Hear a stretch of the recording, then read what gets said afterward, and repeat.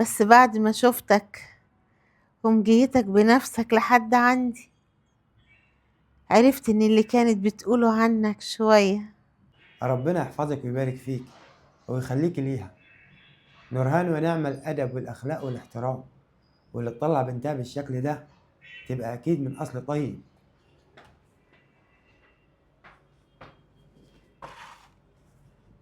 انا عملت لك القهوه بايديا، بس خايفه قوي ما تعجبكش. أكيد طبعا مش هتعجبني. أنت عارفة إن أنا بشربها من غير سكر، وطالما عملتيها بإيديكي هتبقى مسكرة. هشربها أنا إزاي دلوقتي؟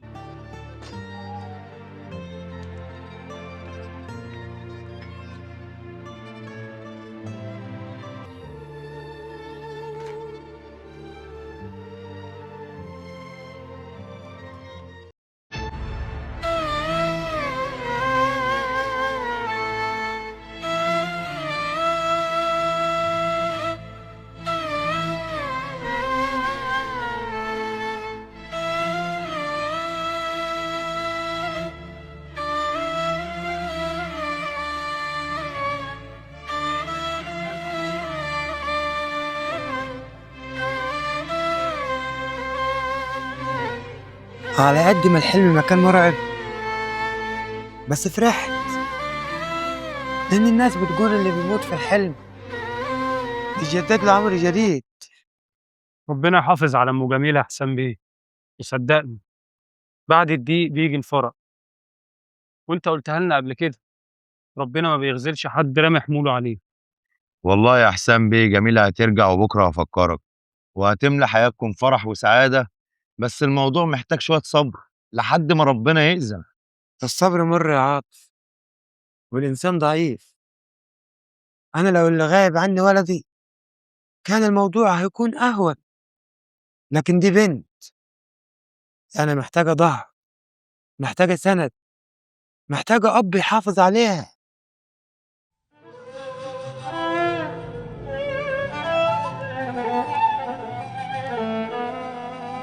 معلش يا جميل، العلاج اللي انا باخده بينيمني. جبتلك اهو السندوتش، لو صحيتي قبلية يبقى كليه.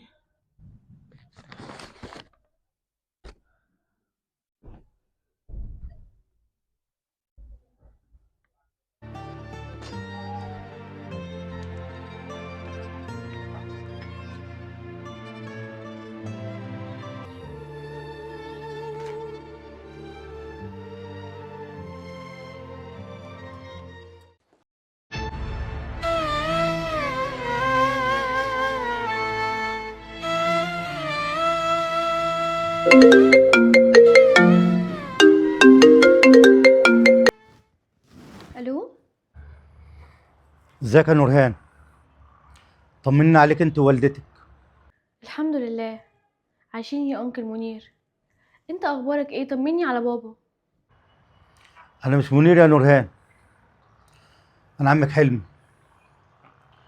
منير قال لي ابلغك خبر عشان هو ما يقدرش يقولهولك. للاسف والدك توفى. ايه؟ بتقول ايه؟ امتى وحصل ازاي؟ هي الجرايد كتبت انه انتحر، بس انا على ما اظن ان في جهات اتخلصت منه علشان القضيه تقفل. الباقي في حياتك يا بنتي.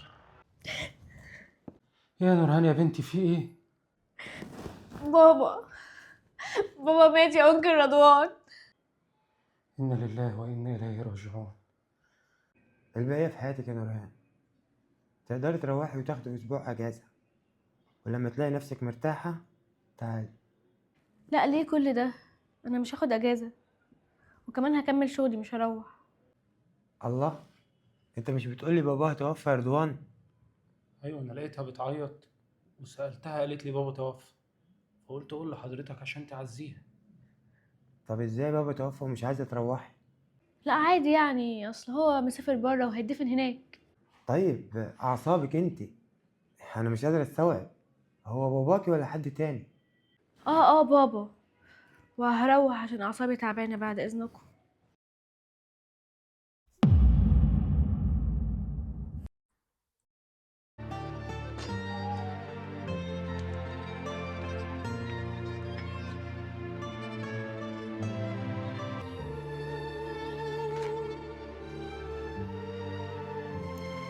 انا مش هقول اني ما زعلتش عليك يا انكل سليم، بس مش قادرة انسى انك كنت تاجر مخدرات، ولا عمري كمان نسيت اول يوم شفتني فيه لما قلت لماما نبيلة انت جايبه لنا واحدة متسولة نربيها. على قد ما كنت بتصرف عليا، لكن دايما كنت بتحسسني اني مش بنتكم. بس انا ما كرهتكش والله، ولولا تجارتك للمخدرات كانت هتبقى حالتي في فراقك غير الحالة اللي انا فيها دلوقتي.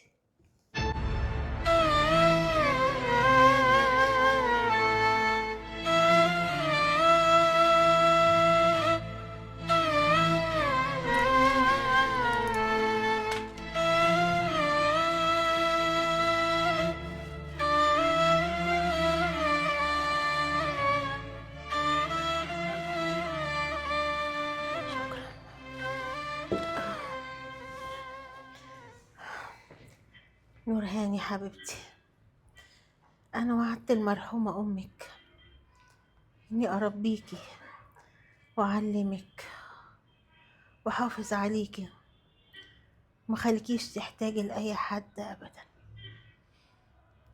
بس أنا حاسة دلوقتي إن أنا ما قدرتش أوفي بوعدي لأمك. سليم أخويا الله يرحمه ويسامحه هد كل اللي بنيته معاكي بعد ما كنتي من أوائل الطلاب المتفوقين في كلية الطب. اشتغلتي في شركة أيا كان مرتبها بس ملهاش مستقبل، وأنا خلاص حاسة إن أيامي قربت وخايفة أسيبك في الدنيا لوحدك. اوعي يا ماما تتكلمي او اسمع منك الكلام ده تاني. يا ماما انتي كل مرة بتتعبي بتخفي وبترجعي احسن من الاول، وبعدين ربنا عارف اني ماليش غيرك في الدنيا، يعني مش هياخدك مني، فبلاش تقولي كلام يوجعني والنبي والنبي.